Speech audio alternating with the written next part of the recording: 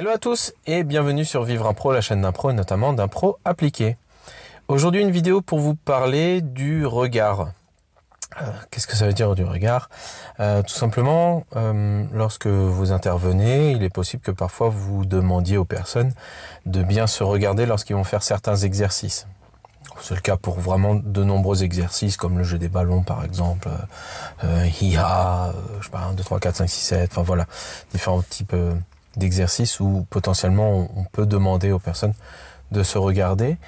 Et mine de rien, ce point-là sur le regard, on va l'utiliser souvent dans des thématiques comme la communication.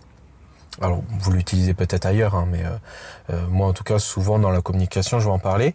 Et je vais en parler un peu sous deux axes.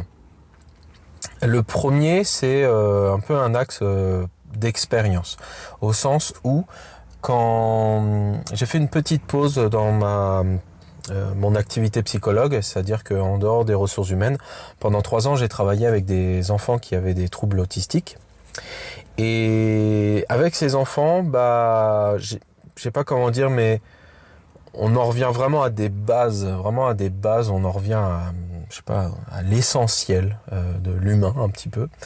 Et il y a une chose qui était importante, l'une des toutes premières choses que l'on travaillait avec les enfants qui avaient des troubles autistiques, c'était le regard.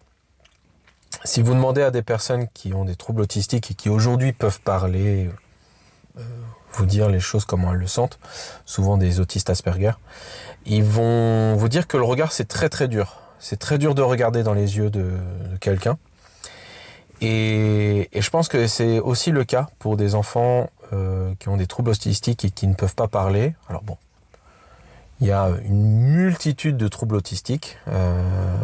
C'est rare d'avoir un enfant qui a les mêmes troubles autistiques qu'un autre. On peut retrouver des choses similaires, bien sûr, mais exactement les mêmes, c'est rare. Mais par contre, il y a un truc qui est assez récurrent, c'est le fait qu'ils ne vont pas regarder dans les yeux lorsqu'ils vont chercher à communiquer avec quelqu'un. Si un enfant demande à manger du chocolat, par exemple, il peut très bien juste passer à côté et dire « chocolat ». Et voilà. Et je sais pas s'il est en train de me demander quelque chose ou s'il est en train de juste penser à du chocolat ou voir du chocolat ou voilà, bref.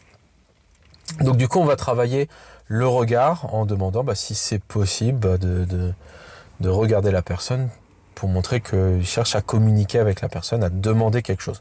Donc il va y avoir cette notion du regard qui va être importante dans la communication.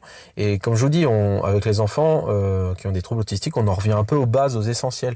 Et le regard fait partie des éléments essentiels dans la communication. Sans regard, c'est très difficile d'avoir un feedback. On peut en avoir autrement. Enfin, c'est pas vrai que c'est difficile, on peut avoir un feedback auditif par exemple. Mais à travers le regard, on va avoir beaucoup d'informations, notamment des informations non verbales.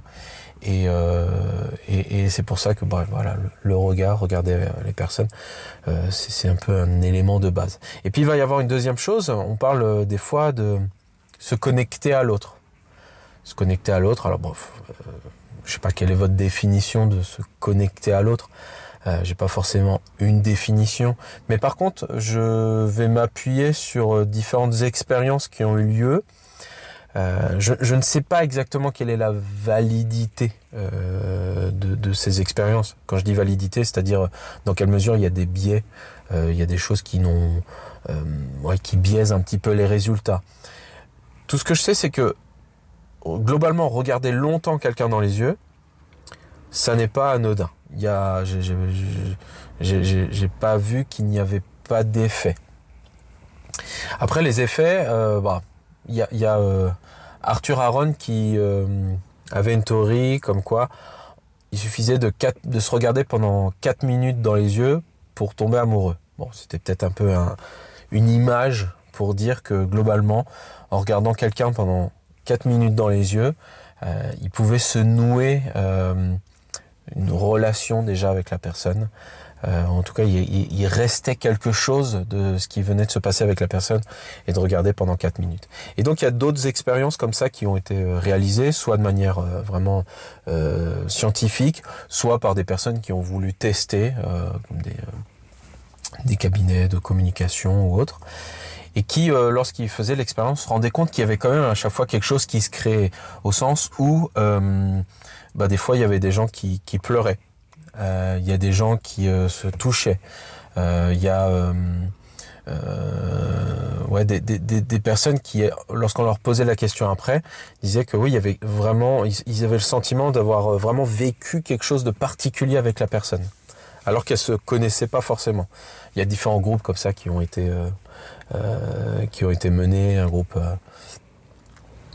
des groupes contrôle qui ne regardaient personne, qui regardaient un mur, des groupes qui étaient des couples depuis peu de temps, des personnes qui étaient ensemble depuis longtemps. Bref, il y a différentes différents binômes, on va dire, qui ont été mis ensemble. Et voilà, et des personnes qui se connaissent depuis longtemps, par exemple, vont dire, mais nous, on s'était jamais regardé comme ça pendant 4 minutes. Et en vrai, je me sens plus proche encore de la personne avec qui je vis. Je me sens peut-être encore plus amoureux même de la personne. Donc voilà, c'est pas anodin finalement de regarder dans les yeux.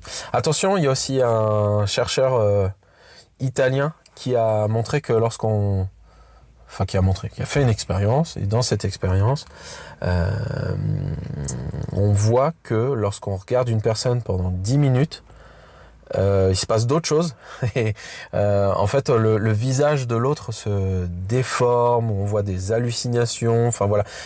Du coup il doit y avoir un peu une sorte de zone limite, peut-être différente d'une personne à une autre, où au-delà d'avoir une expérience où on se rapproche de l'autre, où on vit vraiment une expérience qui rapproche, à un moment on commence à avoir un peu des gentils délires, où voilà, va y avoir des choses un petit peu qui vont apparaître. Et je trouve que c'est intéressant, j'ai jamais mené l'expérience comme ça, d'aller jusqu'à 10 minutes de regard.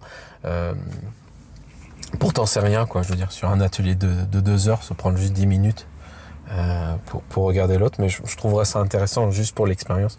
Je l'ai pas fait parce que ça n'apporte pas forcément quelque chose vis-à-vis de la formation que je dispense ou de ce que je souhaite travailler en atelier. Mais rien que pour l'expérience, ça peut être intéressant, sachant qu'il y a tout un protocole un petit peu à respecter, de silence. Si on fait le truc à plusieurs dans une salle et qu'il y en a qui rigolent, forcément ça perturbe, et je pense qu'il y a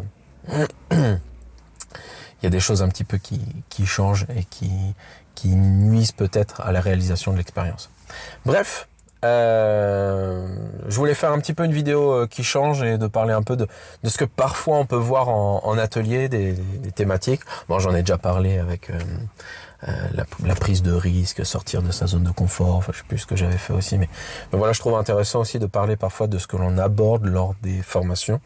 Et là, dans la communication, je vais parler de ces deux choses pour parler juste, ne serait-ce que des éléments de base dans la communication, regarder l'autre.